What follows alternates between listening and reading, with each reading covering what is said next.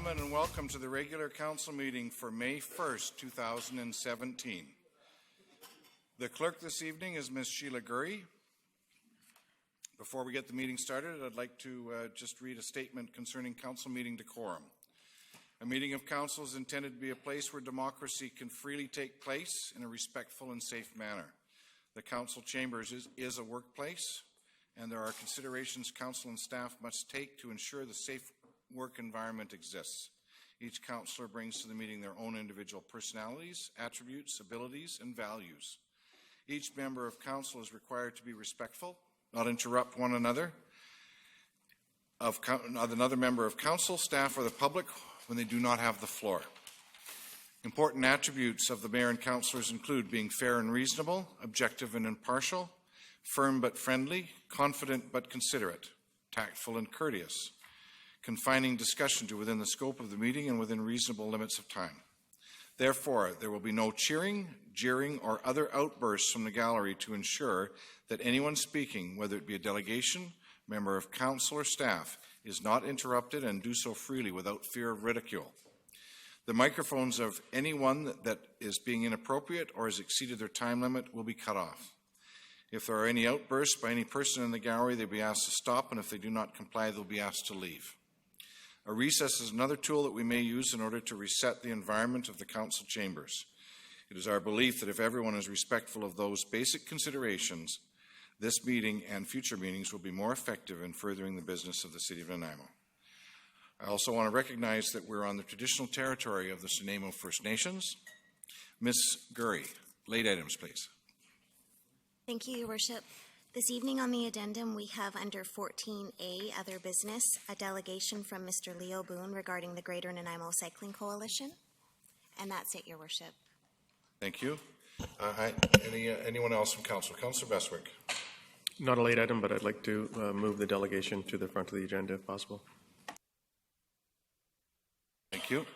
I have an additional one, and that is a request from Mr. Kim Smythe, the CEO of the Nanaimo Chamber of Commerce, to discuss the item 8B, proposed transition process for economic development.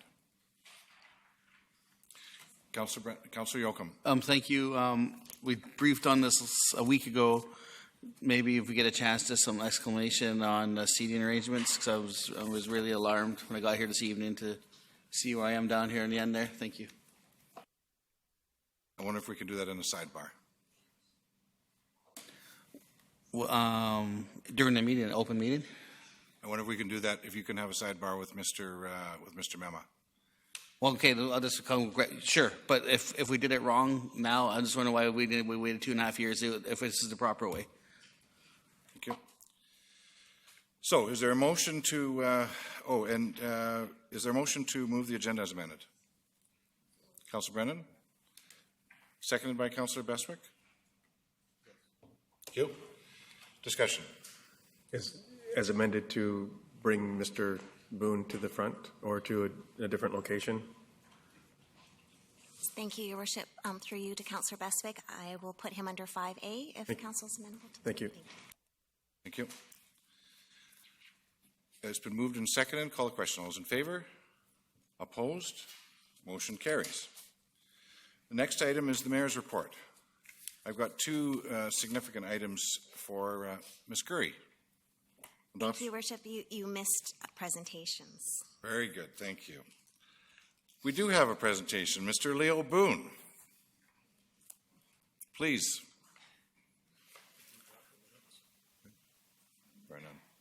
Good evening, Your Worship, councillors. It's with a great pleasure that I'm here to announce that we will have Bike to Work Week again this year for the 20th year in a row. It's this year with lots of support from both the city and other sponsors, including, of course, the government of BC. As you can see, we have a full schedule for that whole week with lots of celebration stations. It is a encouragement program where we encourage people to try cycling to work. It's been very successful in the last 5-6 years, getting more and more participation. And we would like to present you with this year's T-shirts, which my dear assistants will hand you out, and we encourage you to wear them, during the week. We also have an invitation for you to come to the official kickoff luncheon on May the 17th at 11:30 at Bowen Road at the Country Grocer and TD Bank location. We're looking forward to seeing you there. We're very much encouraged with the amount of infrastructure that's being built at the moment in the city, which will help all of those people that would like to cycle to work or to school. And we are also encouraged by the School District 68, which has now come on board as well, to do some more active transportation for kids walking and cycling to school. So we hope to sit down with the city soon and talk about the active transportation program that the city has and how we can work with ICBC, the RCMP, in encouraging more people to use a bicycle or by walking to school or to work. If you have any questions or want to know any specific treats that we're encouraging, I can just say that we again have a bike that will be donated to one of the winners from Aerosmith Bikes. And for the school kids, we have another bike by Rock City Cycles. And of course, the Island Health is involved, and the RCMP will be contributing this year by having six opportunities at the different celebration stations to register your bike in their anti-theft program called 529. So I encourage you to invite others to come and participate, and I'm looking forward to the mayor to come on a beautiful e-bike during that week. I'm sure we'll have great opportunities to cycle and talk together about politics while cycling. Thank you. Thank you. Any questions for the delegation? Councillor Beswick. Thanks, Mr. Boone. Appreciate all the effort that you put into this event annually. Quick question is, for people coming to town or visiting town, bike rentals, not unlike canoe rentals or kayak rentals or things of that nature, is there a strong presence of bike rental opportunities or locations in Nanaimo that you could steer the 4-hour, 8-hour cyclist to? Every bike store has some form of rental. That sometimes they'll just use some bikes that they have sold, and people were maybe not 100% sure about the bike, so they swapped it for another one. Lots of times they have these in reserve, and then they use those for their rental. I know Hub City Cycles downtown here has specifically a small group, a small set of bikes that they specifically have for their bike rental. We could do with more. In the Nanaimo Master Transportation Plan, as you well know, the city is looking long-term into a city bike program where you could rent the bike right there with a phone or a credit card and take the bike and leave them at the different locations. This is long-term planning. I'd love to see that in 2025, 2030 maybe by that time. And in the meantime, work with our local providers, our local bike stores, with seeing if they can use their fleet.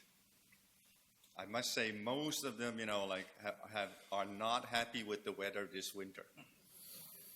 So if you have any influence, especially during Bike to Work Week, we need that sunny weather from last year. Thank you. I've got a couple of questions for you. One is, can you describe the growth of Bike to Work Week in Nanaimo? Do you keep statistics on participation? Yeah, the city has been very good on keeping statistics. If you go to biketowork.ca, you can actually go under the community, under Nanaimo, and you can see how many people participated, how much CO2 was avoided, and how many kilometers were traveled by the participants. So every year you see a trend going up, some communities faster than others. We've been doing pretty good in the last couple of years. I must say Deborah Beck from Parks and Rec did an excellent job. And we'll continue with the support of the city to work on this, and it goes hand in hand. So this is an encouragement program. You have engineering doing infrastructure. We're talking about education. We're talking about, evaluating how much of this relates into more people cycling, and then we'll make improvements as we go along. Thank you. Second question is respect to the transportation plan. I thought we were looking at something in the order of an 8% participation by 2040 Yep. in our local market Yep. for trips less than 2 kilometers, was it? That's 8%, so that would be walking, cycling, and using transit. So 8% by 2040. Vancouver was looking at 50%, which everybody thought was an extremely ambitious goal. But is it my understanding that they've actually achieved that 50% now? Not 2016? yet, but they are making great leaps, similar to Calgary, where they make great leaps. Victoria as well. Victoria is already at 10%, and as you can see, they just announced last year that they're putting $5 million in a new network, downtown network, and that translates right away. So if you want to get 10%, or if you want to get 20%, you need to invest 10% of 20% of your infrastructure, road infrastructure budget. So if we're at 20 million here in Nanaimo, then every year you should invest 10% of that 2 million on a regular basis on walking and cycling infrastructure. That's how you build a network. When we just do tiny little bits here and there around town, you're not going to really encourage people to go to places because it's only a little section and it's not bringing them to where they need to go, right? So that's why we did Boundary Avenue with a separated bike lane, because that's a highway towards VIU. It's a lot of bicycle traffic on that road, and to the hospital, of course. And would you say that Nanaimo will be slow on the uptake because there's still a major concern in the community about safety on our roads? If we look at what almost all of the communities, when you look at participation in the way of active transportation, you get the 1 to 2% of cyclists who go anywhere at any time under any condition. Then you get about 10% to 40% that will come out if the weather is nice, if they know it's a nice little route, they'll come out. Then you have a big percentage of 30 to 40% of the population who would like to come and cycle or go to the library on their bike or the coffee shop or to work, but feel that safety and comfort is still a big deterrent. So it's just not there for them. Those are the ones that we want to target. So that's who you're actually building for. You're not building more infrastructure or better infrastructure for those who are already cycling. You're actually going after the ones that are still in the car because they don't want to be on the bike. Thank you. I don't see any other questions. Thank you very much, sir. You're welcome. I invite anybody just to do one trip during the week. One trip already qualifies you to get a 6-day, possibly win, a 6-day holiday to Croatia. It is a cycling holiday, so I warn you, Mayor, you have to be ready for that one. But we have bikes also as prizes. Okay, so I encourage people to participate. That's all it is. It doesn't cost you a thing. That only means you have to register online. So biketowork.ca, go to your community and come to the invitation. It's a free lunch, thanks to the support of the city and others. Thank you very much. Thank you very much. Enjoy. Motion to receive the delegation. Councillor Hong, thank you. Second by Councillor Brennan. All those in favor? Opposed? Motion carries. So the next item is the Mayor's report. And there are two items I want to talk about tonight. And the first one is on Friday, May 28th, the Canadian flag was flown at half-mast for two very special recognitions. The first purpose to lower the flags that day was to recognize all those men and women who lose their lives every year in work-related accidents. The first recognition of this event was in 1984 in Sudbury, Ontario, and it has been extended to over 80 countries worldwide. In December 1990, the day became a national observance with the passing of the Workers' Mourning Day Act in Canada. The purpose of the Day of Mourning is twofold: to remember and honor those lives lost or injured, and to renew the commitment to improving health and safety in the workplace, to prevent further deaths, injuries, and diseases from work. The second reason in Nanaimo was specifically to recognize that on the 1887 number 1 Esplanade mine disaster. On May 3rd, 1887, just before 6 p.m., 2 explosions occurred in the number 1 Esplanade mine. The explosion took the lives of 148 miners that day and has become known as the second worst mining disaster in Canada, second only to the Hillcrest, Alberta event, which took 189 miners. By lowering our flags, we're remembering and honoring the 148 lives that were tragically lost in our community. Those who died were our hardworking pioneers who left loving families behind, but we have never forgotten. The second one was last week. I had the pleasure of attending the BC Community Achievement Awards held at Government House in Victoria. The purpose of the awards is to recognize and celebrate the spirit, imagination, dedication, and contribution of British Columbians to their communities. Nanaimo had 3 winners on last week. First one was Mr. Roger Bird from the Military Museum. Roger has dedicated 30 hours a week for the past 2 decades to the Military Museum.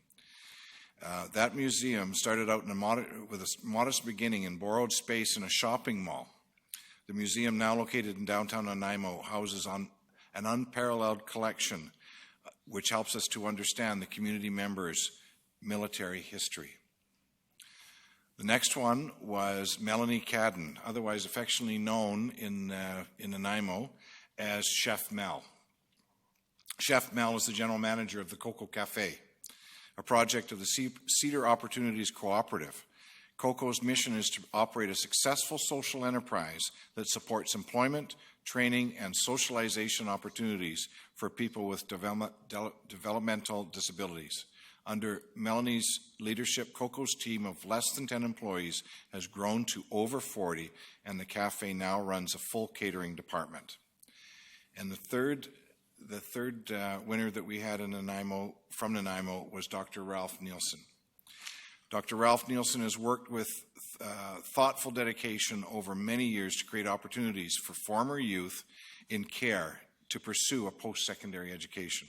As president and vice chancellor of Vancouver Island University, he was the first university leader in BC to respond to this call and continues to be a leader in this area today. With an unwavering support for the process of reconciliation and strong commitment to ensuring Indigenous students have access to relevant and positive post-secondary opportunities, Ralph has changed the landscape for hundreds of youth leaving care and molded VIU into a model for others to learn from. Thank you to our three winners. You exemplify what Nanaimo is all about. Thank you. Next item, corporate services. Your Worship, just on your mayor's report, I believe it was April 28th on Friday? Correct. Thank you very much. Thanks. Correction. Okay, next item is 2016 annual financial statements to be introduced by Mr. Mema, Chief Financial Officer. The purpose is to present the recommendation from the Finance and Audit Committee regarding the 2016 annual financial statements. Mr. Mema. Thank you, Worship. This report is coming to you in an expedited manner. You did receive the same report at the last Finance and Audit meeting, but we're bringing it today so you can follow up on the recommendation from the Finance and Audit Committee, which was that Council approve the 2016 audited financial statements. You did receive a presentation at the Finance and Audit Committee from KPMG, the city's auditors, and their intent to issue an unqualified or clean audit. And as we go through this process, we would like to meet the legislated deadline of May 15, so we can submit this to the province of BC. I would like to thank Ms. Laura Mesa, who is our Manager of Accounting, and her team for getting us to this point. I will yield to her to give you a few highlights on the financial statements. Thank you. Just a few highlights of some of the numbers in the financial statements. Our accumulated operating surplus at December 31st, 2016 was $17.3 million, which is up $1.5 million over 2015. Funds held in reserves, which is operating reserves, statutory reserves, was $127.7 million at December 31st, 2016, which is up over $5 million over last year. The outstanding debt at December 31st, 2016 was $43.9 million, which is a reduction of $3.9 million from 2015. And our net book value of tangible capital assets at December 31st, 2016 was $681 million, which is $11 million up from 2015. Thank you. Any questions? Councillor Hong. Should we get the motion on the table or first? Certainly. Okay. I'll move staff recommendation that council accept the report. Okay. Moved by Councillor Hong, seconded by Councillor Beswick. Go ahead. Thank you. Through you to staff, I see that our DCC revenues have gone up from 4.3 million in 2015 to 8.2 in 2016, which is like a 3.9 million increase. Do we get a total of what our construction costs were from Mr. Lindsay? How is that related from 2015 to 2016? I think that's a question that I know he's not here, but I'd like to know what our total construction was. Sure, thank you. I think earlier this year he did provide an update to council about how development was going in the town. So we can actually recirculate that to you. Yeah, that'd be great, just for the update. And then moving on with our outstanding debt. On page 30, I know that some of our debt has been cleared, and we've renegotiated some rates to give us that $680,000 savings.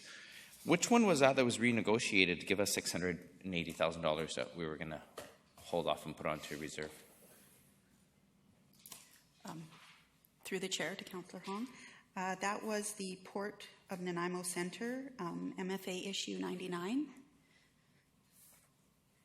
As you can see, 99 versus issue 101. Yes. There's a significant change in the rate. Great. And so then my follow-up question that's leading to that is, when are we going to see 101 drop to? I noticed a discrepancy from 4.52 to 1.7, so I don't know why. So my question is are we going to be able to drop that number down? And then are we going to be able to drop the water treatment down as well? So when can we expect those terms to be up that we can renegotiate to a better rate? I wonder if I could, right now I think you're asking questions that would be part of a financial plan discussion. This is just our financial report. Okay. Councillor Thorpe. Thank you, Chair. Through you to staff, thank you for this report and the work that you've done in our budget. On page 7 of my agenda or report, there's a list of our various reserve funds. And I understand most of them, but, and I probably should know this, but could you just explain to me, please, the last one on the list, the Old City Neighborhood Parking Reserve? Through the chair to Councillor Thorpe. The Old City Neighborhood Parking Reserve is a little rusty on it. We haven't put money into it in a long time. It was, I believe it's for the Old City Quarter, pulling it out of my memory, and it was for parking stalls within the Old City Quarter area. I can get more information for you on specifically what it is, but that is generally what it's for. Thank you. Any other questions? Seeing none, call the question. All those in favor? Opposed? Motion carries. So the next item is the proposed transition process for economic development. It's to be introduced by Mr. Philip Cooper, Economic Development, Director of Communications. And he's working today with Ms. Amrit Manhas, the Economic Development Officer. The purpose is to provide recommendations for an economic development function within the City of Nanaimo. Mr. Cooper. Good evening, Council. Tonight, we're going to be providing you with an overview of next steps on economic development. And staff are quite excited to be moving forward with this initiative. And to provide an overview of where we are, I'm going to introduce Amrit Manhas, our Economic Development Officer, to provide some details in our short presentation. Thank you. Ms. Manhas. Thank you, Your Worship, councillors, for this opportunity to present tonight. On April the 18th, we held a 2-hour workshop for council discussing the value of economic development as well as proposed transition plan for economic development. Thank you to those of you that were able to attend that day.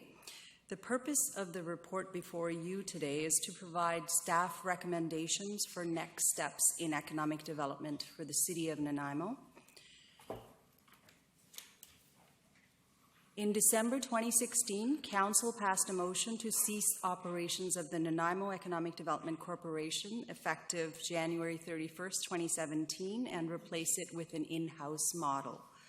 Over the past 80 days, staff have focused their attention on dissolving the Nanaimo Economic Development Corporation, including dissolving all assets, outstanding liabilities, contracts, and obligations.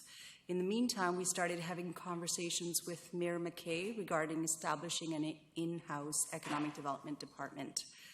Based on these discussions and examining similar-sized communities across BC that have been through a similar transition from an arm's-length model to an in-house model, staff have developed a 3-step process to achieve an in-house model. Step 1 is establishing the Economic Development Strategic Planning Committee, EDSPC.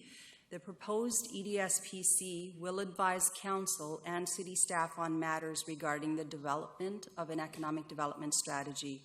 The existing economic development strategy is about 6.5 years old, and the economic landscape has changed significantly over that time. The Select Committee's membership will consist of Mayor, serving as chair, 2 additional members of council, 1 member of economic development staff, and committee members from the following key organizations and sectors. Organizations to include Nanaimo Airport, Chamber of Commerce, Regional District of Nanaimo, Snuneymuxw First Nations, Vancouver Island University, Community Futures, and Nanaimo Port Authority, and sector representation from transportation and warehousing, manufacturing, construction, healthcare, education, tourism, technology, labor market, and commercial real estate. A draft terms of reference is attached as an appendix for your review. Note, this is for discussion purposes only. Modifications can be made as council sees fit. The EDSPC will make recommendations and report to council at the conclusion of their work. Timeline for step 1 is proposed start spring 2017, so really as soon as possible through to spring 2018. Step 2 is creating a transitional economic development program. ECDEV staff will remain actively involved with economic development initiatives throughout 2017. Staff will develop a transitional plan that's designed to support the work of the EDSPC, conduct best practices review and examples of in-house economic development models for consideration by the committee, develop RFPs for consultant services, manage consultant budget, deliverables, research and review past economic development practices, strategies, and literature, provide support to ongoing economic development initiatives, inquiries, events, and partnership programs. Timelines for step 2 are immediately and ongoing. And step 3 is establishing the Economic Development Department. Develop a business case for the Economic Development Department for Council's consideration in the 2018 to 2022 financial plan review. Using examples from communities like Prince George that have recently transitioned from an arm's-length model to an in-house model, combined with reviewing Nanaimo's past economic development practices and direction from the EDSPC-led economic development strategy, we will determine and present the resources that will be required to operate and staff an in-house economic development department. So this will be really about developing a suitable annual budget as well as administration functions or job descriptions that go with that to carry out the economic development strategy. Timelines for that are proposed start is summer 2017. So to summarize, staff is recommending a three-step approach to bringing the city's economic development function back in-house. The recommended work will be undertaken using a community and sectorial approach and will lead to a new economic development strategy for the city. Thank you for your attention and time. Thank you very much. I need to apologize to Council. I should have asked for the delegation first. So I'm going to ask for the delegation now, Mr. Smythe. And if Council can hold questions to both of them, we can ask them together. Thanks very much for recalling that, Your Worship. Appreciate that. And thank you for accepting me as a late delegation this evening. My name is Kim Smythe. I'm President and CEO of the Greater Nanaimo Chamber of Commerce, although I know many of you obviously know that. Over the years, the Chamber has played a dynamic role in economic development in this community, whether that involved collaboration with the city's Economic Development Office and other city staff, or the close relationship that developed between the Chamber and the NEDC. These collaborative efforts have paid off for the organizations involved as we all brought different yet related interests, skill sets, and resources to the table. Many of the major accomplishments of the City of Nanaimo's economic development efforts and the NEDC's activities can be traced back to community collaborations, not just with us, but with many community partners. Economic development is not an area that lends itself well to going it alone. For the past several months, the Chamber has fielded an increasing number of inquiries about economic development and business opportunities from outside the community. Some of these are small, businesses interested in expanding to Nanaimo and seeking market or real estate information, zoning, license, and permit information, and some are large, international investors seeking opportunities for major developments. For the most part, we have been successful in matching these inquiries up with the most suitable local opportunities, partners, vendors, or other community professionals who can assist an investor in taking the next steps in our community. Now, in order to enhance this economic development role and increase the value to investors, the Chamber has decided to establish an Economic Opportunities Task Force within its own body. The goal is focusing on the opportunities side of the equation, identifying, evaluating, and matching these opportunities to whomever can actualize these for the maximum positive economic impact in our community. We felt it important to announce this now while the city launches its transition process for economic development so that your planning committee can also take advantage of our work. Our task force will be populated by Chamber board members and members of the economic development community at large. The task force will be formed, in terms of reference, constituted within the next 6 weeks. The Chamber is uniquely positioned as a not-for-profit organization to work with a number of other agencies and senior government departments and to qualify for funding under certain programs. Some of these include the Provincial Ministry of Jobs, Tourism and Skills Training, the Economic Development Association of British Columbia, the BC Business Council, the BC Chamber of Commerce, and Western Canada Economic Diversification, among several others. It is the Chamber's objective to work with the City supporting its formation of the Economic Development Strategic Planning Committee.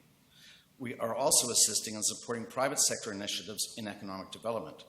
The Chamber feels the time is ripe for effective and supportive collaboration by the community to ensure we are identifying and seizing opportunities that meet a strategic vision while optimizing the quality and value of economic opportunity in all shapes and sizes. Thank you, and I look forward to updating you about the Chamber of Commerce Economic Opportunities Task Force in the weeks to come. Does Council have any questions for the delegation? Councillor Bestwick. Thank you. Thanks for being here, Mr. Smythe. I'm just curious, have you shared this Strategic Economic Committee initiative that you're undertaking with our staff? I haven't had time to yet. I will be, and I look forward to speaking with Amrit as soon as possible. Thank you. I only learned of the initiative for this that you're introducing tonight on Friday. Just a follow-up. You just learned of the city's Economic Development Office plans to have a 3-phase undertaking on Friday? Yes. So, Mike, then, but you've been in planning stages, assumedly, about and you have to assume that there was some understanding that we were undertaking a transition that has taken a little bit longer than I think everyone probably anticipated, but here we are. So my question is, the undertaking that the Chamber is doing with its task force has not been presented to our economic development person yet. Correct. Thank you. Councilor Brennan. Thank you. Mr. Smythe, thank you for coming tonight and outlining what the Chamber would like to do with this economic opportunities task force, and it sounds like it would be quite an interesting and probably a good fit with the city. So from my part, I'm happy to see that you've come and that we're going to, I hope, start working together on the economic development of Nanaimo. So thank you. I appreciate you coming. That would be our objective too, and I just want to underscore that this is not so much a new initiative that we're undertaking as much as it is formalizing what we've been doing, and under that formalization we're able to strike a committee or a task force so that we have greater resources to work with in identifying these opportunities and to evaluate them when they come to us, because up until now it's only been on an executive level. There has been no board direction in terms of charting an economic direction or economic development direction or economic development strategy. So it's just the phone rings, hi, I'm calling from such and such. I want to know how I do this in your community, and then we help route them the right way. One of the situations is these phone calls are becoming increasingly frequent, and the subject matter is also becoming increasingly large. So as not to lose the opportunities and to turn them into the right, send them off in the right direction and the right course. That's why we've decided to formalize. And I asked for this opportunity to speak tonight only because I found out Friday when I went to discuss this with a member of council, and they said, we're doing this. Now would be a good time for you to come forward and let us know in the spirit of cooperation and collaboration. Well, I'm very glad you did. Thank you. Thank you. Thank you. Councillor Fuller. Yeah, I think the more groups that are out there doing what we're trying to do is a good thing. But I think it has to be coordinated, because that's where the last Economic Development Corporation fell flat. It was a lack of coordination with tourism, with destination marketing, et cetera, et cetera. So hopefully your group, and you will be, or a rep from Chamber of Commerce will be on that Nanaimo Economic Development Corporation board. So this is a good thing, and hopefully the coordination and the communication is going to work and not fall short. I have confidence it will. Councillor Fuller, thank you. Thank you. Councillor Thorpe. Thank you, Chair. Through you, thank you, Mr. Smythe, and also thanks to staff. You're both doing good work in a very important area that we need to move on with.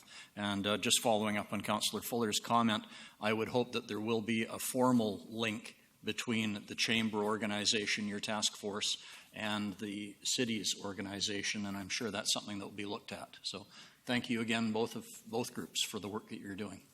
Yes, we'll make sure that happens. Thank you. I see no further questions. Can we have a motion from council to receive the delegation? Moved by Councillor Brennan and seconded by Councillor Yoakum. All those in favor? Opposed? Motion carries. Thank you. If I may add a postscript, Mr. Mayor, you were talking about the Community Achievement Awards, the British Columbia Community Achievement Awards that you attended last Friday. On Thursday night, the Chamber is presenting the Nanaimo Business and Community Achievement Awards, in which you will see some of those same names that you mentioned attending and receiving honors, as well as the business community. We're also focusing on the social community as well this year. Thank you for that. Did I understand the location of that is? Port Theatre. Port Theatre. Thursday evening, 6:30. Thank you. So it's not a far walk. We get our public hearing dealt with. Thank you for that. Thank you. Any questions for staff concerning this initiative? Councillor Yoakum. I don't have any questions, Mr. Mayor, but I definitely would be making a motion for option number 1 to get this conversation rolling, but actually I'm in support of it as well, the initiative. So definitely going to make, I'm going to move number one, option number one on page 72. Thank you very much. You're welcome. Is there a seconder? Seconded by Councillor Fuller. Discussion. Councillor Brennan? Just not particularly on the motion, but I did want to thank you, Mr. Cooper and Ms. Van Haas, for the work you've done since, I guess, really since the end of 2016 and moving into the spring to develop this and to develop a plan that brings a lot of perspectives and a lot of skills together. And I'm just looking forward to seeing this work, and happy to hear that the Chamber is moving along the same lines. So what could be better? Thank you very much. Thank you, Councillor. Councillor Hong. Thank you. I think we just had a discussion about tourism, so I just wanted to echo or ask a question to Mr. Cooper if this is the same process that we're going to follow that we did with tourism. In terms of the appointment of members? Yeah, just I think to plan for the actual striking the committee, the planning committee. I think it'll be quite similar, absolutely. With the matrix and everything else. Correct, yeah, for looking at things and the conversation, checking in with council, obviously. I think there'd be a lot of similarities. Thank you. Thank you. I see no further questions. There's a motion on the floor. It's been moved and seconded. I call the question. All those in favor? Opposed? Motion carries. Thank you. Thank you very much. Our next item is as 8C, Federal Gas Tax Fund Strategic Priorities Fund Application. And this is to be introduced by Mr. Mema, the Chief Financial Officer. Mr. Mema. Thank you, Your Worship. This is also one report that you dealt with at the last Finance and Audit Committee meeting. There are 3 projects here that we have identified with your endorsement at the Finance and Audit Committee that we can move along with. And we're bringing these for your approval at the council level so we can meet the June 1 deadline for submitting these applications. Thank you. Very much. Councillor Hong. I just wanted to move the staff recommendations, number 1 and 2. Thank you. Moved by Councillor Hong and seconded by Councillor Thorpe. Discussion. Seeing none. Oh, Councillor Hong. Thank you.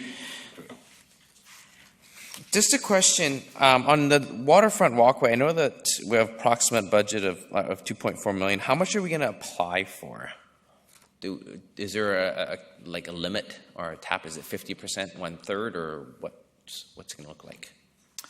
I don't have the eligibility and funding levels in front of me, but obviously we'll try and maximize and apply for as much as possible. But this is a competitive process, so you ask for as much as you can and you get what you get. Thank you. Thank you, Councillor Brennan.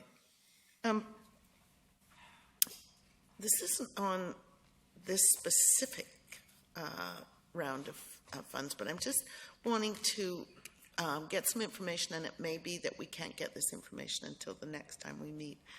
But I'm just wondering how many federal dollars that, I know it's the RDN, but we need to ask them. How many federal dollars the RDN got for the secondary treatment, sewage treatment? It's situated in Nanaimo, and it's primarily to Nanaimo's benefit. So I understand we pay the lion's share. Councillor Brennan, I think you need to take that offline. You think so? Yes. Okay. This is specifically on the waterfront walkway. Okay, well, I'm just looking at federal funds and how much of it we get. And that was a specific instance where I was interested in knowing. But I can bring that up at another date. Thank you. Councillor Thorpe. Thank you, Chair. Very quickly, I would just like to comment that I think personally the waterfront walkway and the emergency water supply are both important projects and excellent projects, and I'm really pleased that we're proceeding with them, and I'm really hopeful that they will be certainly qualifiers for federal money. So thanks to the staff for their work in putting together the proposals. Yeah. Councillor Fuller. Yeah, I too am excited about both of the proposals being applied for, and the one has such huge ramifications for the citizens of Nanaimo, But also, if we can get our tourism up and running, and it'll make a huge tourist attraction. The bike community ought to love it. You can't go wrong with something like this. It's huge. It's great. In regards to Councillor Hong's question, it says after the first paragraph of the background, there's one line. This program provides 100% funding for eligible projects under the two funding streams. So through you to Mr. Mema, are we applying for 100% funding? Through the chair, that's exactly my comment, where we say we apply for as much as we can, which is 100%. Thank you. Thanks. Councillor Beswick. Thank you. When we discussed this at the Finance Policy and Audit Committee, this subject matter, we discussed it in earnest with considerable amount of information received. You can watch it online if you need to or if you'd like to. But there was, I believe, if I'm correct, there was 5 projects that we were essentially shortlisted for us in which to determine or define which 1 or 2 projects we thought that we may have the strongest opportunity to receive any funding numbers for or dollars for. And it was kind of in that vein that we steered our requests to tourism and the Trailway connector that we have put into our budget plan for 5 years. And I think it's in the neighborhood of 1,500 meters in 7 different sections and so on and so forth. So it's a long-term project. And of course, when isn't water and its infrastructure and its supply a priority? And it certainly is a priority, so that was kind of a no-brainer. But whatever amount of money that may be available to us, and we do make different funding stream applications and grants and community works funds, federal, at both tables, this one and at the regional district. And so I look forward to this one being successful and moving forward and hopefully getting some funding for either one or both of the projects. Thank you very much. So the 2 motions on the floor have been moved and seconded. Call a question. All those in favor? Opposed? Motion carries. Next item is under Community Services, and it's the renewal of the Nanaimo Yacht Club lease at 400 Newcastle Avenue and potential partial road closure of Newcastle Avenue adjacent to 400 Newcastle Avenue. So it's to be introduced by Mr. Bill Corson, the Manager of Real Estate. Mr. Corson. Thank you, Your Worship. So tonight, we're here before you to talk about the renewal of the Yacht Club lease. They lease just under 2 acres of land from the City of Nanaimo. In that diagram, it would be the area marked in red. The Yacht Club also owns a green portion in fee simple, and they lease the blue area from the Nanaimo Port Authority. Until 2007, the lease with the city was $1 per annum, and then we moved to a market-based rent at that time. We entered into a 30-year lease that requires rent reviews every 5 years. So we're before you tonight to formalize the rent review for the 2017 to 2021 term. 2021 term. So 2 things we're requesting from you tonight are 1, to set the rent, and 2, to give first 2 readings for a road closure to expand the lease area. In terms of the rent, we had an appraisal completed, and the rent was determined to be at $160,000 per annum. In the agreement itself, the lease provides for a discount to recognize the contribution that the Yacht Club makes to the community. And the amount was determined to be around $53,000. So the net rent for 2017 to 2021 will be $106,000 per annum. In terms of the road closure area, we're looking at increasing the lease area by 300 square meters to recognize the historical encroachment from the clubhouse. So those are the 2 things we're here to discuss tonight. Thank you. Councillor Beswick. Thank you. I have no questions of staff, just acknowledging that we've had previous discussions about this topic, subject matter, and I'm curious through whether or not all 7 of these recommendations, or if they have to be Sorry, Adam. You could do 1 to 4 together, and then 5, 6, 7 need to be done individually. That being the case, I would so move recommendations 1, 2, 3, and 4. Moved by Councillor Beswick and seconded by Councillor Hall. Discussion. Do you wish to speak to it, Councillor Beswick? Oh, I'm sorry. Thank you. I just wanted to ask one question of Mr. Corson, and that is, do we have some sort of matrix? I know if we have a facility and we lease it to a not-for-profit community group for $1, a nominal fee, let's say, or a significant sub-market rent, do we have a matrix for determining the value of the service they provide?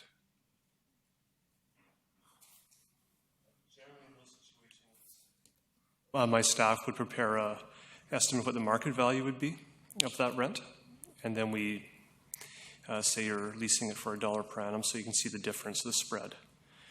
We don't actually put together an estimate of the community contribution that organization provides. Thank you. Thank you very much.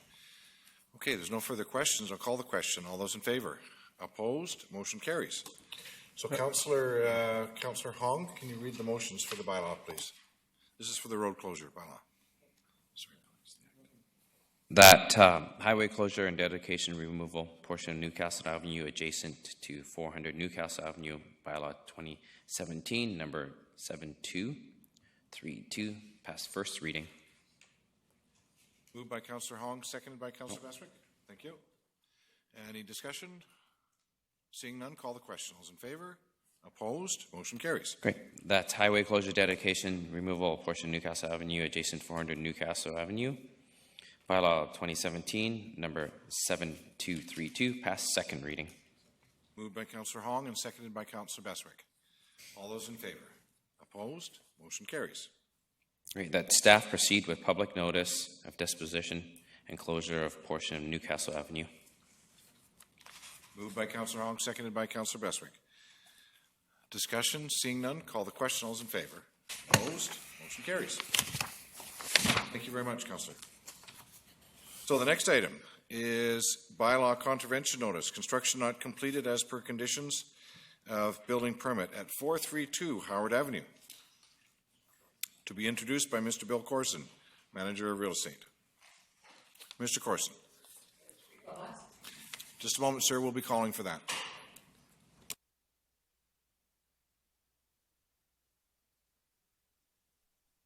I turned it on, you turned it off. I turned it off, sorry, I should know better. Okay. This is a property on Howard Avenue. The property owner relocated a home to the property. They took out a building permit to do the work. There's numerous outstanding inspections that are still required to meet the permit. The permit has since lapsed, so we're requesting that council direct staff to file a notice on title to document the incomplete work. Thank you. Any questions, Mr. Gurry? Thank you, Worship. I just wanted to, the speaker hasn't signed up to be a delegation and isn't on the agenda to speak. I just wanted you to be aware of that. Thank you. What is council's pleasure? Councillor Yoakum. Thank you, gentlemen, here this evening. So I have no problem if we need a motion how this works to add the gentleman to the agenda to speak. Is there a seconder? Councillor Hong, thank you. Call the question. All those in favor? Opposed? Motion carries. Sir. Please come down to the microphone and speak into the microphone, if you would, please. And if we can get your name and address for the record. Okay, my name is Dewart Rapton. I own that property. Thank you, I was here in January because there was nothing much had been done in the city. I wanted you people to give me extra time, and you wouldn't. And the city finally cleaned it up in middle of March because people they wanted me to do it in January, and I couldn't get around to it. Like I've had a couple of terrible things happen in my life in the last couple of years. Like my sister died of cancer, so I was going back and forth to Vancouver lots to deal with that, and my sister and my daughter marriage broke up. So I was too consumed with stuff in my life to deal with that. So the building permit was up in November, and I was in the office there wanting them to give me an extension.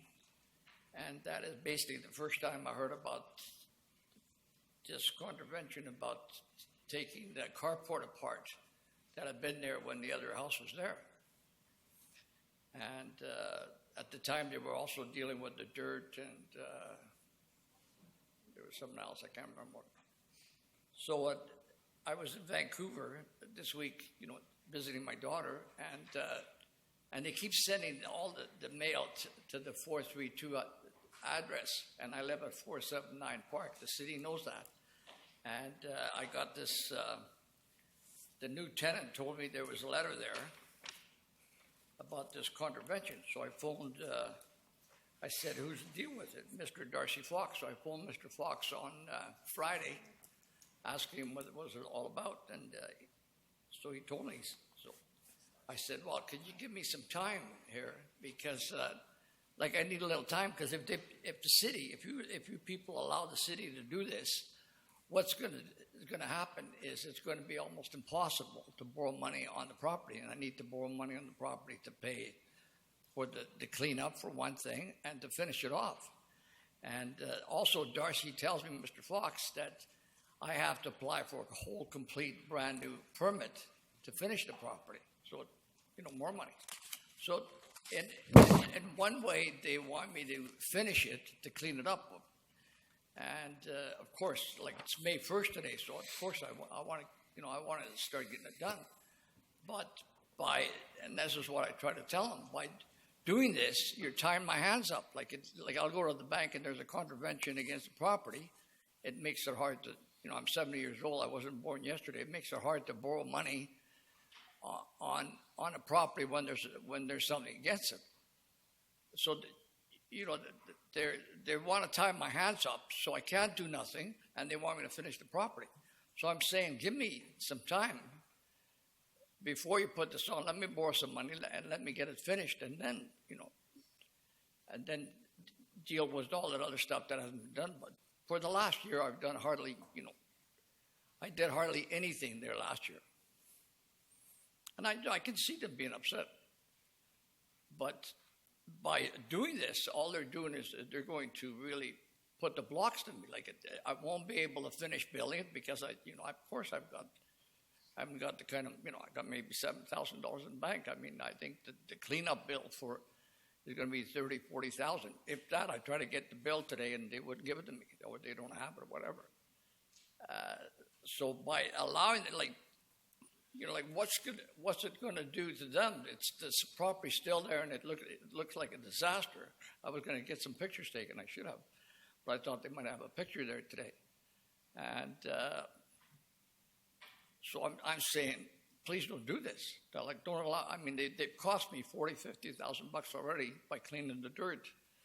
Which, it could have been cleaned now. It didn't have to be done in January. Which everybody I got to go over there and said, it's a mud hole. Get them to wait it out.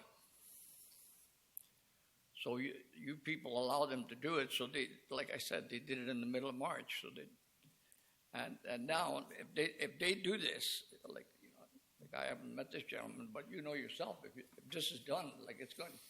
You spoke to Darcy because I came back today earlier and I was talking to Darcy, and he says, I'm sorry, Jared, but he's protecting his job, which I don't blame him.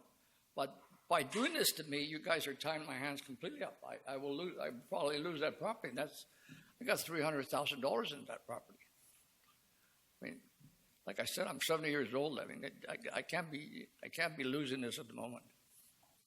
They knew about my sister, because I told them about it when they were bugging me about it before. I said, look, I got to deal with my sister and my daughter first before I deal with this. I'm sorry it's taking so long. It's costing me, $700 a month in payments. I don't like it either. Sir, can you tell us how much time you need? Well, give me till, I turned 71 in September the 1st. Give me at least until September the 1st. That gives me 4 months to get finished. I can show you a picture of my phone. I moved the house in. There's not that much work to do. Some of the siding needs to be done. Some of the electrical's been done. Some of the plumbing's been done. But at least my sister died, in May last year. I mean, I'm willing to get on with it and save myself here. But if you people allow them to do this, my hands are tied. I won't be able to borrow money, and I can't finish it. So if I'm correct, you were asking originally for enough time to not put the order on the house until you could borrow against the property. Yes, but of course. That shouldn't take till September, like sir. they will, they will not give me the permit unless I do everything I'm supposed to do. Like that, it's like to get to give me the permit for possession. Yeah, possession is the word I'm looking for. It. Like they're not going to give me a permit for possession unless everything's done. So, they got me either way. Like I can't move. I have to do what they tell me to do. Thank you. You've got some other questions. Councillor Bestwick. Thank you. First and foremost, you look great for 70. Pardon? You look wonderful for 70. Compliments. Like I keep saying, I wish God had given me brains instead of hair. I just want you to know that the notice on title would come off once, and if you fulfill the obligations of the building permit. The issue is the fact that your building permit has expired. It expired November. And the work that's been undertaken needs to be permitted, or it needs to be inspected. It needs so that you can move from phase to phase. So it's literally a protection for should you choose to sell your property for a next purchaser. It's to protect you so that you don't undertake work that hasn't been duly inspected when you move from one phase to the next. So the notice on titles, section 57, you need, regardless, you have to take out, you have to reapply, in essence, for the building permit to fulfill and complete the work that you're wishing to undertake, or that you're saying that you're going to undertake. And when you do that, then section 57 comes off. But sir, if that is put on my property, like I know I've talked to the banks already. I talked to my bank. They won't want to look at it because there's a contravention against it. Sorry, and I wish not, I really do hope that we can help you here, but the most importantly is to understand that you can't proceed with any trades, like to get your home renovated without the building permit. True. So the building permit is step one, and please, staff, jump in whenever I'm offline or off. But the building permit is the critical key piece for you. I understand that. And once you have your building permit reapplied for, then you can hit the start button. But right now you can't do anything right now. No, but this makes it even more difficult. I have to get a building permit so I can finish it. And it's like Mr. Fox said, well, what about if you decide to sell it? Well, if I did, whoever bought it, if I didn't tell them about the problem, they'd be an idiot not to go find out. But if there was a problem with the property, they'd sue me. Well, and while you're standing before us, that all seems to be common sense. But for as long as the majority of us have been here, there's been multiple times when people don't.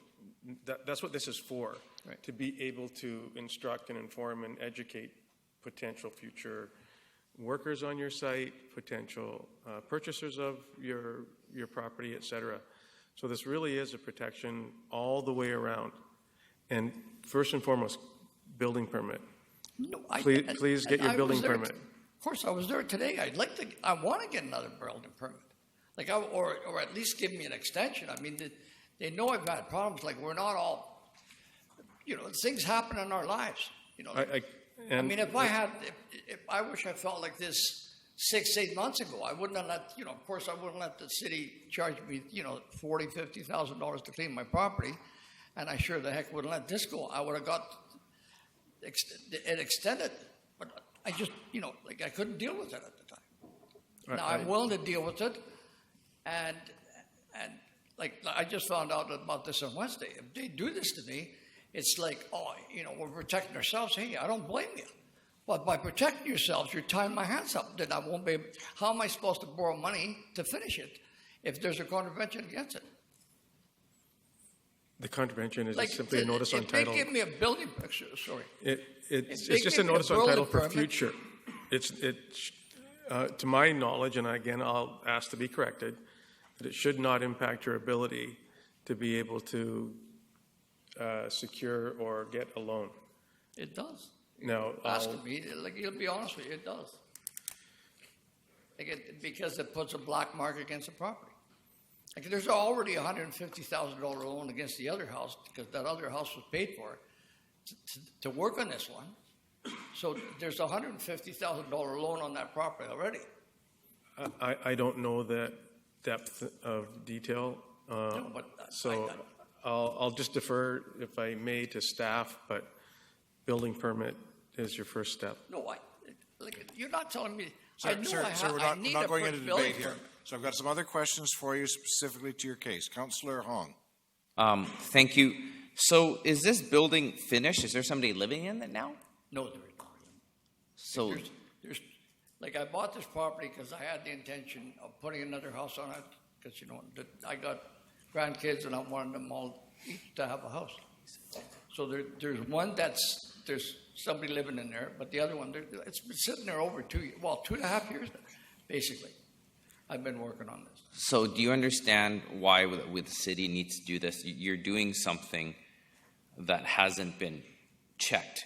No, I feel like we're on a Mike's Holmes episode here of a TV show that this, I'd like to know who's building this and doing this for you and not use them as my contractor, because any respectable contractor that has a business license in Nanaimo, I hope, is doing this according to code and bylaws. So whoever has done all this work that's been done to it, I just hope that he does not have a business license, because we should really look at who's doing that, because I don't want this person to be doing work. No, it has been done by code. It just, the city's upset that I haven't finished it in the 2-year period. There's still, the plumbing, everything, there's electrician. It's all been done by code. It's like the time has lapsed, the 2 years has elapsed. Well, I don't think that's what it's saying here. First of all, it says footings and forms. If the footings and forms are not checked off, and if they were checked off, they wouldn't be on our list. So, you know what? It's the foundation. You're telling me that the foundation hasn't been inspected. Mr. Wong, it has been checked. What there wasn't the footings for the deck. So it's got what they call a partial check. That has been checked. The electrical has been checked. Some of the electrical has been checked. The plumbing's been the under slab for the plumbing's been checked. The drainage has been checked. Yeah, so you realize that we don't charge you money to be checking these things. That's the thing. So when you do something, you check it. No, certain gentlemen, if we could. Great, that's my questions. Thank you. Yeah. It's just they're annoyed, and I can't blame them that it's. Okay, sir. Thank you, sir. Mr. Corson would like to respond to Councillor Hong. Mr. Corson. Yeah, so there's been a number of partial inspections, like the homeowner says. So the footings and forms have a partial approval. Same with the perimeter drain and the water connection. So there's some things that pass partial inspection. There's still work to do, certainly. We have some photos of the property if that would help for you to see.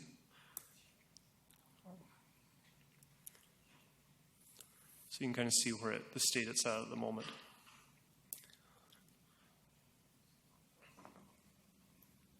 And the homeowner is referring to the contaminated soil issue from a few months ago. You're probably familiar with that, where soil was brought to the property and then we issued an order to have it removed from the property. So that's been done now.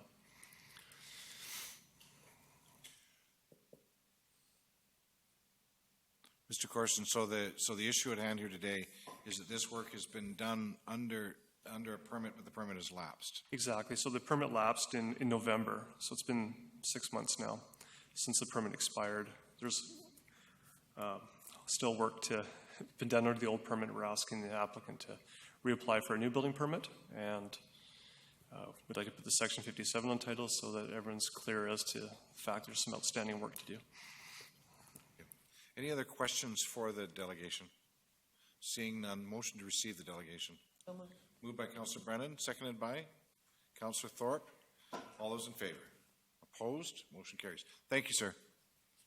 So is that conference? Sir, we're done. Please sit Well, down. could I ask, is it the No, conference sir, you're going please to sit go on down. or not?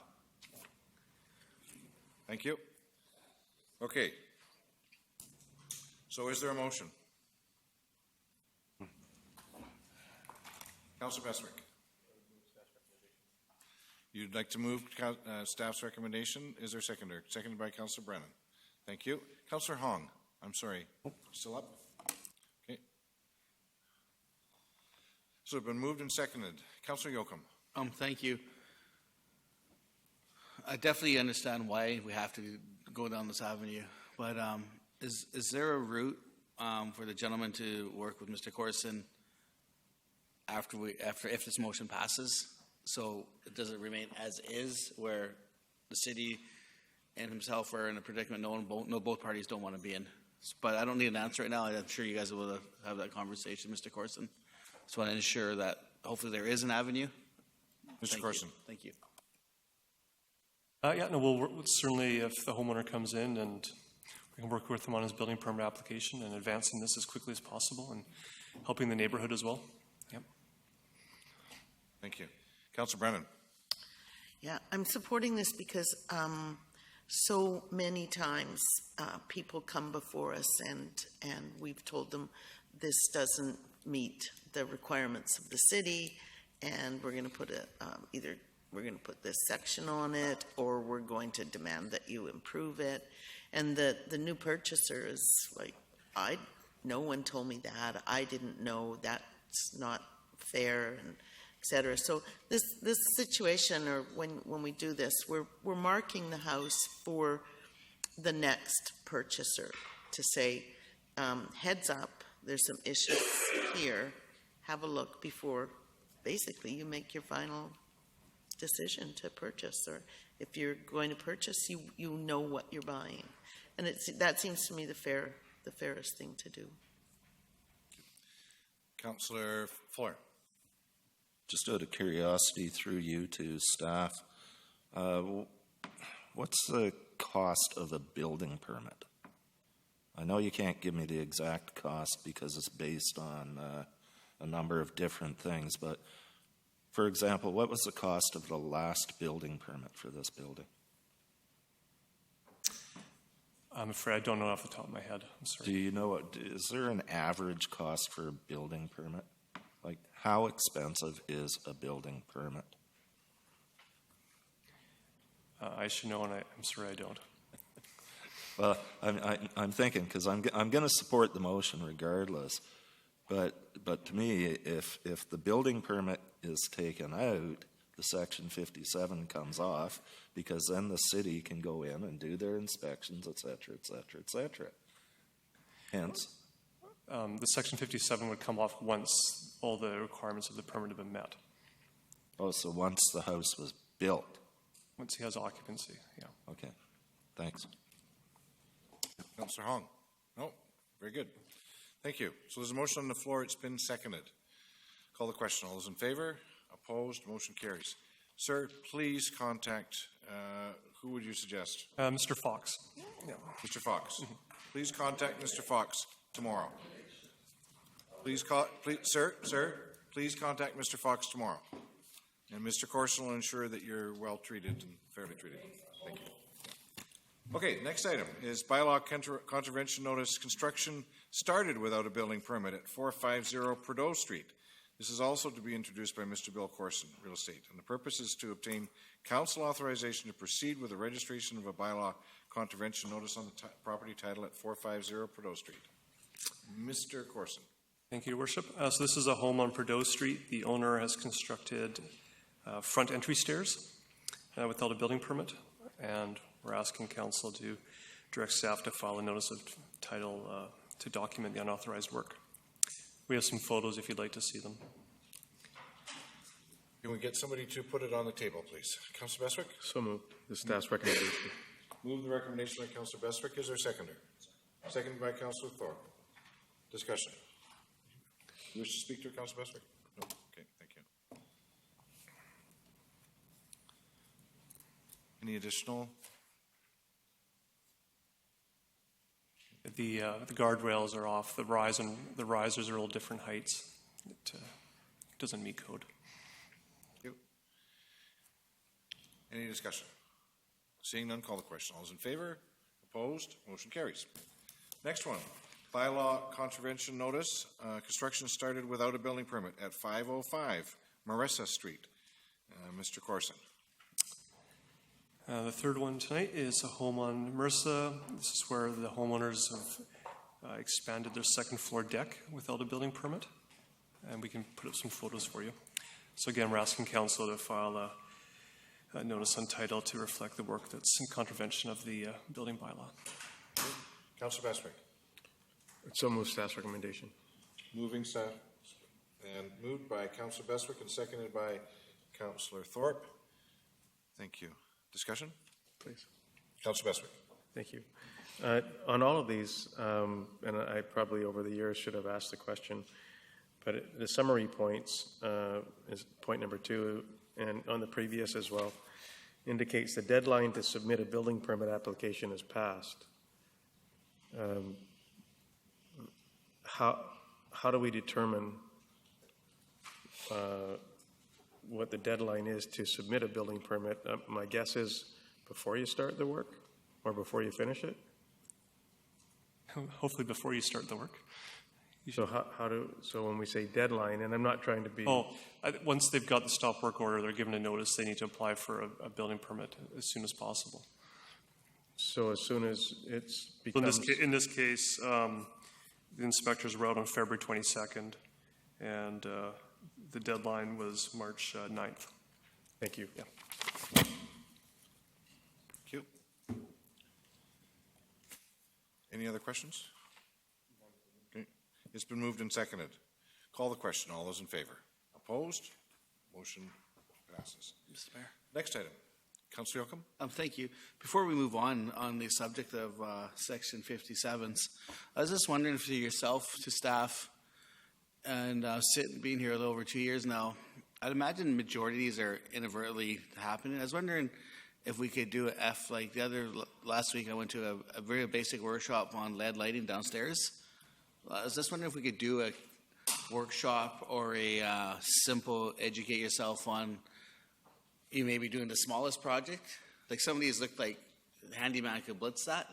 I definitely couldn't, but someone could do that type of stuff, or inadvertently putting their resident at potential risk, or so whether it's online or through some brochure or have a workshop every 6 months or something. If you're doing, anyways, I'm babbling. I just want to make sure there's a way we could educate people on the most innocent project could come out and hit our agenda item. Just want to put that out there, food for thought, and be proactive and empower people and make sure they're not in this challenging situation, because I imagine majority of them are inadvertent. Thank you. Mr. Mema. Thank you, Worship. We can certainly do that kind of work. Just wanted to flag that we recently were joined by a resource in Mr. Cooper's office, and we're doing small video clips of how to do this. On a number of things that people have to deal with the city on that are easier than people going into trying to find a PDF that's 50 pages long, where someone just walks you through the process. Hopefully that would help, but will definitely increase our reach out to residents.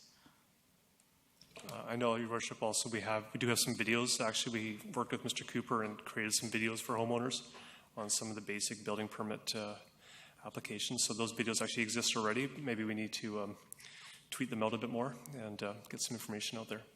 Yeah. So I wonder if I could, on the last two, there was the rise and the run and rise on the stairs, and there was the handrails, as well as the last one, there was the concrete post directly in the ground. If there had been proper building permits and applications that have been applied for, there would have been a requirement for plans those details would have been covered on the plans, would they have not? If so, we would have known at the time what those details were. Correct, yes. It would have saved the homeowner a lot of Yes. pain and bother, yeah. Thank you. Councillor Bestwick? Thank you. I just wanted to kind of follow up and respond to Councillor Yoakum. Much of this is on our website, and with our newly website that's rolling out, I'm hoping and trusting that this type of information will be a little bit more fluid and easier. But that said, the majority of these things are do-it-yourself projects. And if you have a reputable builder that's doing renos for you, or a licensed builder that's doing work for you, they're going to tell you that you need a building permit, because the majority of citizens out there probably aren't certain if they need a building permit or not. So you go and you get your general contractor, whatever you get, your carpenter, your builder, and that person should be instructing you that before you can proceed, here's what you're going to need to be able to do this work. And so the majority of these things are do-it-yourself projects, I think, and sometimes innocently and maybe sometimes not so innocently, but nonetheless, that's how we arrive at having to put notice of titles on and different things and stop work orders, et cetera. So kind of long-winded, but just a notice to people to make sure that they get professional advice before they undertake any significant home improvements that may put them in this predicament. Thank you. And I just wanted to add to that, it surprised me a couple of times, the projects that we consider to be pretty simple in nature require building permits. Ones that we wouldn't think would do in fact require building permits. So always ask yourself, and even make a phone call down to City Hall, if I'm going to replace these stairs going to my deck, or I'm going to be replacing a bunch of posts on my deck and redoing my back deck, it's not a big deck, do I require a permit? And you can save yourself a lot of headache if you do that before starting construction. Thank you. So that's been, we've had the vote? You're done on that. Okay, the next one, development permit number DP 1040 at 200 and 238 and 290 Franklin Street, to be introduced by Mr. Bill Corson, manager of real estate. Then the purpose is to present council's consideration of a development permit application for a mixed-use building at 200, 238, and 290 Franklin Street. Mr. Corson. Thank you, Your Worship. We received a development permit at 200 and 238 Franklin Street for a 5.5-story mixed-use building with 46 residential units and 3 ground floor commercial units. The applicant is requesting a variance to the zoning bylaw to increase the building height permitted from a maximum of 12 meters to 17.5 meters, so a variance of 15.5 meters. Mr. Darren Moss is in the crowd from Crazy Holdings, and Brian Kapczynski, thank you, from KPL James Architecture. And let's do a quick overview of the project for you, just so you can understand what it's all about. Thank you. Gentlemen.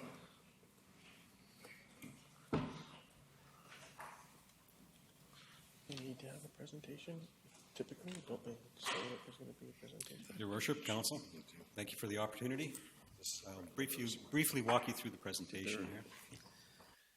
This is the site plan of the building, and as you can see, we're sited on 3 streets, Wallace, Franklin, and Robson.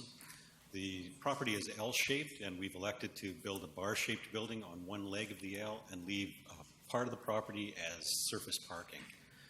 We've set the building back from all 3 streets, and I'm in control here. This is the lower level plan. We have a number of different suite types here. On the right-hand side, we see the ground floor of some townhouses. On the lower right, we see the first commercial unit on the corner of Franklin and Wallace. And on the upper part of the building is the service areas. As we come up the building, the next level, along Franklin Street, the bottom of the property, the bottom of the drawing, we see 3 commercial units. These are all facing Franklin. And we see the upper floors of the townhouses on Wallace. Next level up is a parkade within the building that's accessed off Robson Street. There are 26 stalls in here and 19 on the surface for a total of 45, and we have 46 units, so it's nearly one stall per unit. On this floor, we have 3 micro suites, which are 29 square meters each. Nice little suites, actually. We come up to the next level. Level 3 and level 4 are identical. This is where the majority of the apartments are located. 1 and 2 bedroom units and organized along a simple corridor. Each unit has a balcony dedicated to themselves. There's the next level up, almost exactly the same as the one below. And lastly, this is the highest level. This is level 5. There are 5 units up here, all 2 bedroom units and some common roof area, garden areas. These are the exterior elevations of the building. What I'd like to show you on this is as the building goes up, it steps in. So we've got setbacks on the ground level. We come up to the 3rd level, we set back again. We come up to the 5th level, we set back again. As you can see, this concept is repeated on all 4 elevations, so we're continually stepping up. On the lower level, the lowest elevation you're looking at, the far left side, that's tight up against the property line of another building, so we don't have any setback at that point. Building sections and some exterior views. This is a bird's eye view from the corner of Wallace and Franklin looking down on the building. And here we can see the units the townhouse units to the right going up Wallace. And I wanted to draw your attention to the climbing of the road as we go up Franklin Street. It goes up 2 full stories from Wallace to Robson. And part of that climb is the nature of the height variance that we're looking for. This is the view from the corner of Robson and Franklin.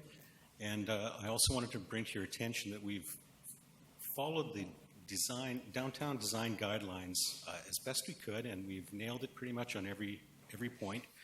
In particular, this has a public green space on the corner of Robson and Franklin, which is set back from the corner. It has some public art, and it's well landscaped. This is the view from Wallace Street looking down, and you can see on the right-hand side is the surface parking lot we've put into the development. There's the view looking over the adjacent building. Another one from Franklin Street.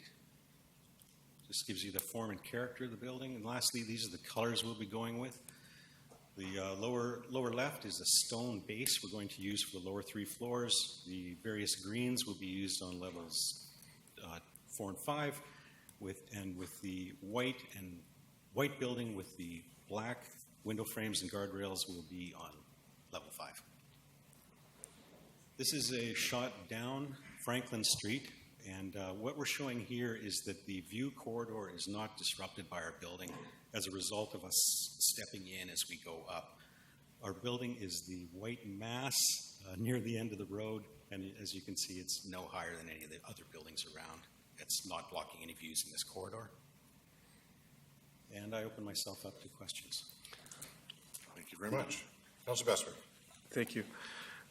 Thank you, sir, for coming with your presentation, and compliments to you and your team. Very exciting progress, and I know that there's been many iterations of what to do on that site and how to accomplish your end objective and goals. You mentioned the units, and I like the balance in sizes and townhomes and so on. Is there a retail commercial component? There is. Along the Franklin Street down to Wallace, there are 3 commercial units. And just for the viewers' benefit, the approximate square footage of space that will be available? Approximate. Approximately, there are approximately 1,000 square feet per unit. So. And there's 3 of them? There's 3 of them, yes. Thank you. And the underground parking is, I'm sure, will be a welcome notion as well, not only for your residents, but for the street parking that sometimes is oftentimes criticized. So thank you very much for your work. Really appreciate this, and it looks like an exciting project moving forward. Thank you. Councillor Hong. Thank you. Thank you for your presentation. I'm excited to see this move forward. Are you going to be demolishing the entire building? I wonder if I might speak with these are the builder groups. I'm the designer. I'll pass that question on to them. Mr. Gilderby, Tectonic. Councillor Hong, yes. One of the earlier iterations of the project included the adaptive reuse of the existing structure. The nature of the existing structure in terms of its structural grid or the spacing of its structural elements vertically restricted the design team into solutions that dramatically increased the circulation in the building, or the non-sellable area, the non-rentable area. So when we went back to the design table this time around, we pursued an option that demolishes the existing building in its entirety to create efficiencies. And as a result of that, we actually have a better looking building with better massing, and we're able to step it back from the street more in each of the four directions. And those decisions gave us an opportunity to really come in line with the downtown design development guidelines. Thank you. Thank you. Councillor Yocum. Thank you. Thank you, gentlemen. Thank you for your presentation. I'm excited. I really like to look at great work, you guys and your team. Assuming that all the paperwork goes through, which I hope it does, when would you like to, guys, when would you like to break ground? Well, I got some drawings to do yet, but already breaking ground. Well, after the demo, I mean, Jerry. So we're currently in the investment phase of the project, and we're gathering up our investment team. We're forecasting to be in construction later this year. Great. Thank you. Thank you. Thank you very much. I see no additional questions for you. Thank you very much. Thank you. Thank you. I would so move the recommendation. So the recommendation on page 117, moved by Councillor Bestwick. Is there a seconder? Seconded by Councillor Brennan. Thank you. Any discussion? Councillor Bestwick, did you wish to speak to it? I'm sorry. We should have received the delegation, but that's another. I don't know if we did that. Did we need? No? Okay. No, I'm sorry. Councillor Thorpe.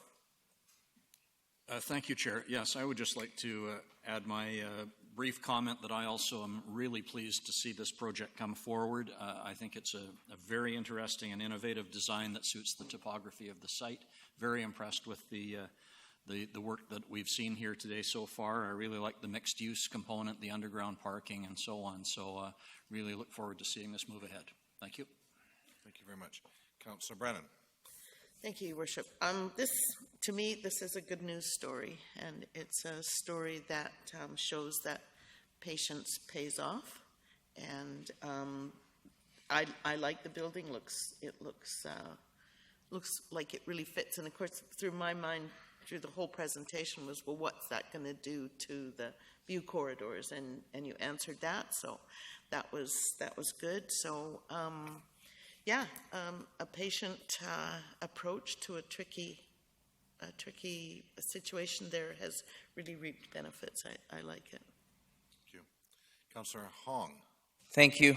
Yeah, I support this project. I do have a little concern. I wish they would have kept some of the old annex as a form. You loved that building, didn't you? Something about it anyways attracted me to. Maybe it was the Nanaimo blue color that I love so much. So, I wish they would have kept some character of the building that reminded us of our heritage, and staff can remember that, hey, we used to work there. But the other thing I always had a concern about is now that this is strictly rental,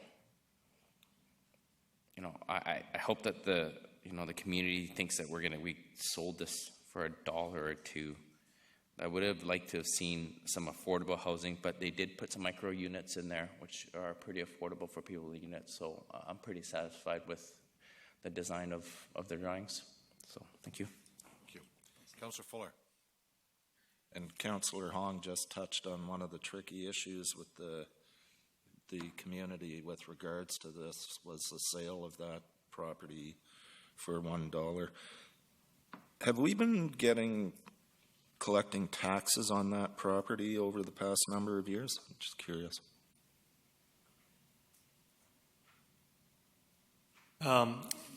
Yes, but because of the covenant on title, the property has limited value rates, so there are no taxes generated from it. There will be in the future, so that's a good news story. Well, a good news story would have been to sell it to them for $1 and collect taxes for the last 8 years. But regardless, something is happening. I agree. It would have been nice to have seen some low-income housing into it, especially seeing as we're about to give them an extra floor, which means extra space. But, it's going to go ahead, and I think that's great. Something's going to happen there. Thank you. I want to congratulate the proponents on this one. This one has been a very difficult project right from the get-go. We struggled with it, trying to figure out what to do with a 1938 wood frame building that had many different levels, and it had been multiple pieces put together, and even spending $4 million, you still got a wood frame building with many different floor levels and so on and so forth. It was built in 1938. So it was a very difficult project. When you looked at rebuilding the building, there were very, very expensive reconstruction costs because of the demolition and the renewal. So I'm glad the market has improved so that you're able to do something with that property and move on. Thank you very much. I'm going to call it's been moved and seconded, the recommendation. I'm going to call the question. All those in favor? Opposed? Motion carries. Thank you, gentlemen. So the next item is bylaws with no accompanying report. And I just want council to note that I had a discussion with our clerk today, and she pointed out to us that one of the things that we've not been doing is we've been getting into discussion with respect to items that have been at the adoption stage. The only time we can get into discussion at adoption is if we were to repeal the third reading of the item. So at this point, time for debate is over. So we just need to simply adopt these each individually, unless there's some information that somebody would like to actually put a motion forward to repeal third reading. Otherwise, we just simply adopt each one of them. So, Councillor Hong, if you would please. Great. First one. The Financial Plan Amendment Bylaw 2017, number 7234.01, be adopted. Thank you. It's been moved by Councillor Hong and seconded by Councillor Beswick. Thank you. Call the question. All those in favor? Opposed? Motion carries. Sorry.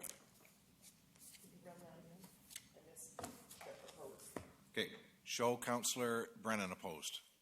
Thank you. Next one. Councillor Fuller. Did we skip over the... We did. We did. We'll get back to that. Thank you. Thank you for that. So, next one. That Tax Rates Bylaw 2017, number 7241, be adopted. Thank you. Moved by Councillor Hong and seconded by Councillor Beswick. All those in favor? Opposed? Motion carries. That Property Maintenance and Standards Bylaw 2017, number 7242, be adopted. Moved by Councillor Hong and seconded by Councillor Beswick. Call the question. All those in favor? Opposed? Motion carries. That Business Improvement Area number 1, BIA 1, repeal bylaw number 2017, number 7243, be adopted. Moved by Councillor Hong, seconded by Councillor Beswick. All those in favor? Opposed? Motion carries. That Business Improvement Area number 2, BIA 2, repeal bylaw number 2017, number 7244, be adopted. Moved by Councillor Hong, seconded by Councillor Beswick. All those in favor? Opposed? Motion carries. So, if we could go back to number 9F, advisory committee meetings for the Community Vitality Committee meeting held on December 7th, 2016. Move for adoption. Thank you. Seconder? Seconded by Councillor Fuller. Thank you. Discussion, errors, or omissions? Seeing none, call the question. All those in favor? Opposed? Motion carries. So, down to the last thing. No correspondence, no council appointments, no notice of motion, no other business. Question period. And I would ask that all people coming down for question period are respectful of council.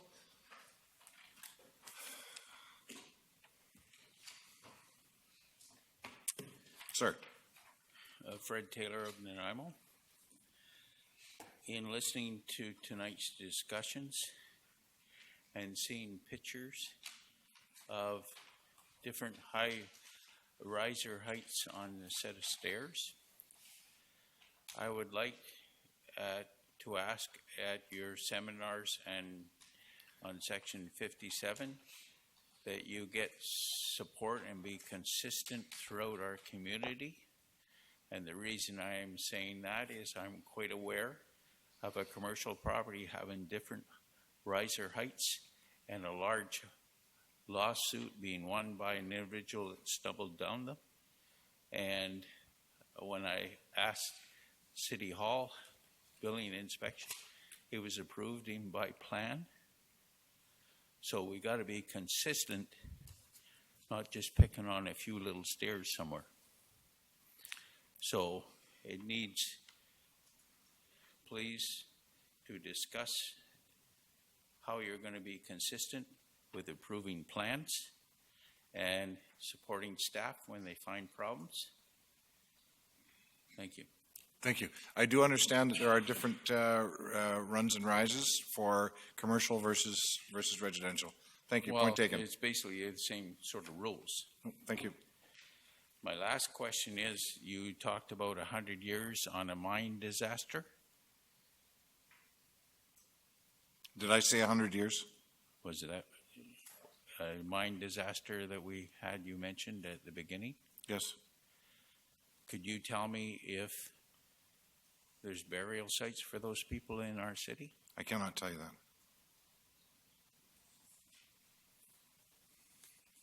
I happen to know there is in a cemetery I've been crying for the last 10 years. Why did you ask the question then? Because I want those cemeteries officially recognized by the city of So Nanaimo, no, which you asked the question, refuse sir. to do. Your question's been answered. Thank you. Out of half a Thank dozen you. cemeteries, you Thank only you, got sir. one official. Thank you, sir. Any other questions?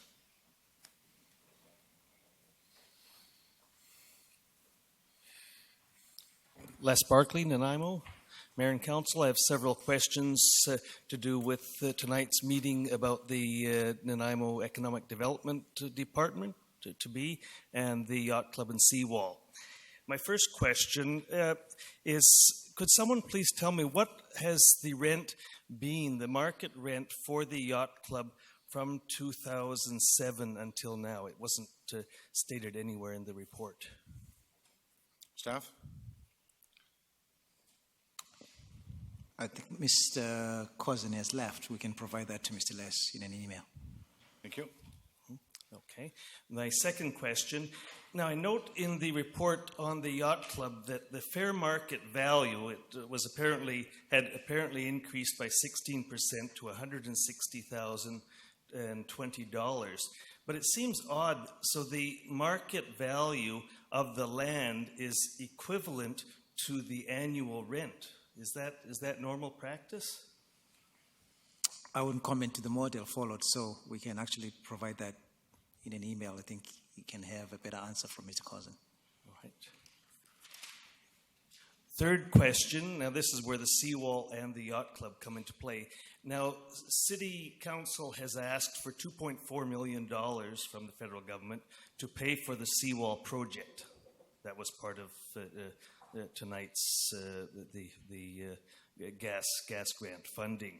Now, I understand in communication with Mr. Lindsay that the cost of the seawall in front of the Yacht Club is $1.25 million, and that the Yacht Club has been asked to pay $579,000 of that. Now, if this $2.4 million is given to the city by the federal government, will the city forgive the Yacht Club, or must the Yacht Club still pay the $579,000? Through the chair, no. So the developers that are on the hook to pay for their side of the project, they will still go ahead and do the same. And I'd like to correct the $2.4 million we are yet to apply. We're applying to see if we can offset some of our costs in that process. So the Yacht Club will still be required to pay the $579,000. Okay. And last question relates to the Nanaimo Economic Development Council. I was dismayed to see in the 3 phases, which will take us to the end of this year, In each phase, it speaks of consultants, and I'm troubled by the amount of money that Nanaimo spends on consultants. So my question is, what is the budget over these three phases of the conversion to in-house? What is the budget for consultants? Through the Chair, the work of the consultants is not to help us with the conversion, it's to help us to develop the strategy. We're already working on the conversion as we speak. And I may have to be corrected, but I think there's a budget of $45,000. So less than $100,000. Correct. All right. Okay. Thank you. No questions for me? Nope, thank you.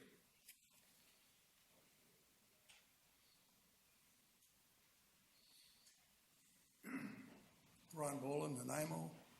While I agree with you, I'm happy to see the old city annex being redeveloped. I still think there are a series of questions involving this transaction from the beginning that require some explanation from the city. First of all, how we arrived at that estimate of cost to sell it for $1 was based on a proposed estimate of $500,000 to demolish the building. I have, through an FOI request, determined that there never was any official estimate of the cost of demolition of that property. Will, as a part of this agreement, will the city notify its citizens how much was actually paid for the demolition of the building? That's a private transaction of a commercial entity. That's what I thought, but then we made an estimate of $500,000 and gave that $500,000 away. That was a commercial operation too, I suppose, but I think it belonged to the citizens of Nanaimo to make that decision. I find it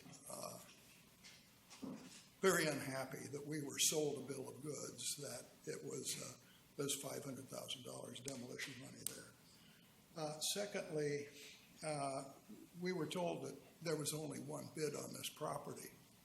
That's not true. Even in your own records, it shows at least two, although I'm told there were more bids on this property. All of this, of course, took place in camera meetings. I would like to know why it was in camera if there was only one bid.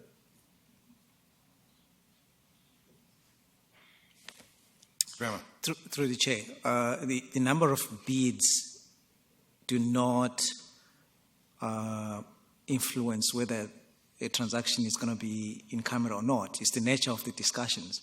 If there's going to be negotiations and disposal of property, that's what determines what goes in camera. And the clerk could correct me on that.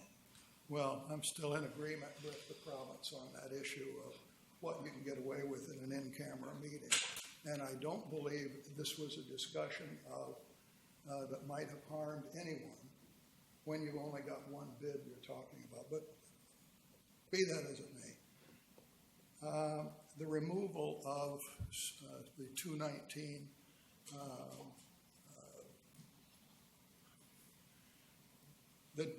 what is it? What do you call it? The 219 covenant? Covenant, there we go, I'm sorry. The removal of Covenant 219, when does that become effective so that taxes will actually start being paid on this property? Mr. Mema. So as soon as the development is complete and the assessor can do the assessment, we'll collect the taxes. Okay, so it doesn't take place until the entire building is done. So they got another year free on the citizens of Nanaimo for any taxes. That's the process. Okay, thank you. That's what I wanted to know. Thank you. Thank you. Councillor Hong. Just Mr. I just wanted to respond to, I don't know the answers to how much the demo cost is, but if I'm not mistaken, the bulletin just reported, I think the Gene Burns building demolition was about $500,000, I think is what Mr. Hines has said it's costed at this point to demolish that building. And of course, we're looking at net, right? There was virtually no net to be received out of that building. There are very valuable timbers in the old city annex, so it should be a net cost of demolition. And it doesn't compare to the Gene Burger building, in my opinion. Thank you. Councillor Fuller. Section of the community charter 90, is it 1 or 2, that would require that to go in camera with just one bid on? It's actually 91, which is the may, not the must. Exactly. So that means that it could have been done out of camera. It could have been. Yes. Because no matter what people say, may means may. It doesn't mean must. So. And I would still say should, because there was only one bid that was being discussed. Okay, I wonder if we can stick to the agenda for tonight, please. Councillor Yoakum. Just quickly, I felt glad I can answer too many questions. I wasn't privy to those conversations. So what timeframes was this annex discussed? 8 years ago? 6 years ago? Previous council. Okay, just thank you. Thank you. Ms. Curry. Thank you, Your Worship. It's 91J for Mr. Fuller, Councillor Fuller's information. Thank you.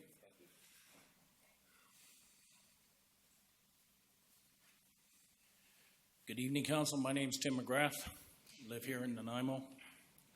I want to thank Mr. Bestwick before I ask the question for questioning Mr. Smythe on when he found out. I understand that from the report, the date was December of 2016, so over 5.5 months since Council made that public motion before Mr. Smythe appeared here today. I did note that it was Councillor Brennan and Councillor Thorpe that commended and praised Mr. Smythe. Do you have a question, sir? So I'm going to ask the mayor, did you call, I've heard that you called Mr. Smythe about the NEDC and the appearance tonight. Is that true? No. Are you suggesting that if I heard Mr. Smythe in front of Mr. Cooper and in front of Amaret Manhouse say that you called him on Thursday? Is that true? Mr. Smythe asked me if I could call him concerning the Economic Development Initiative. I called him and advised him that it was on our agenda for Monday. Okay. So was that your promotion or your contact that caused him to try to sideswipe council this evening? I don't know what you're saying, sir. What is your question? I just want to confirm that you actually called him on Thursday of last week. I called him in response to a telephone call. Okay. And you encouraged him to appear? I did not. Okay. Thank you. Thank you.